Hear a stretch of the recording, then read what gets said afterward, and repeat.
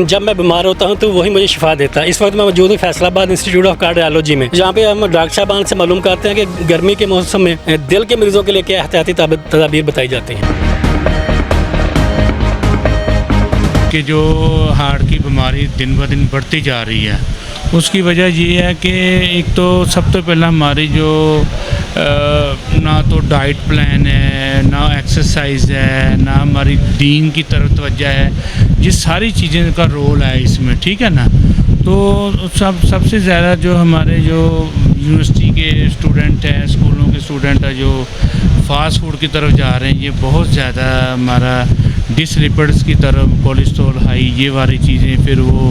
بیماری کی طرف بڑھتے جا رہے ہیں۔ جو آپ نے جو سوال کیا نا کہ جو ہارٹ پیشنٹ کے لیے اتنی زیادہ گرمیاں کیا احتیاطی تدابیر ہونی چاہیے، دیکھو دن بہ دن اتنا زیادہ وہ ایک تو ہیٹ اسٹروک سے بچنا ہے، تو ڈیفینیٹلی بات پہ ہمارے پاس جو پیشنٹ آتے ہیں وہ ایک تو انکانشیس ہوتے ہیں، بے ہوش ہوتے ہیں، اوپر سے ہارٹ پیشنٹ ہوتے ہیں، اور ان کی ای سی جی پہ ارتھمیا ہوتا ہے، ارریگولر کہہ لیں،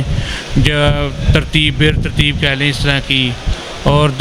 اس کے علاوہ جو ساری چیزیں ان سے بچنے کے لیے ہمیں ایک تو یہ کہ جو جینون جو ہے آج کل جو فروٹ ہے، وہ فیوریٹ فروٹ تربوز ہے،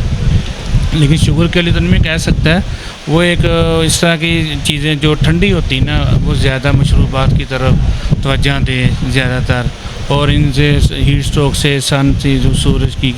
اتنی زیادہ گرمی ہے، ان سے بچا جا سکے، ٹھیک ہے نا۔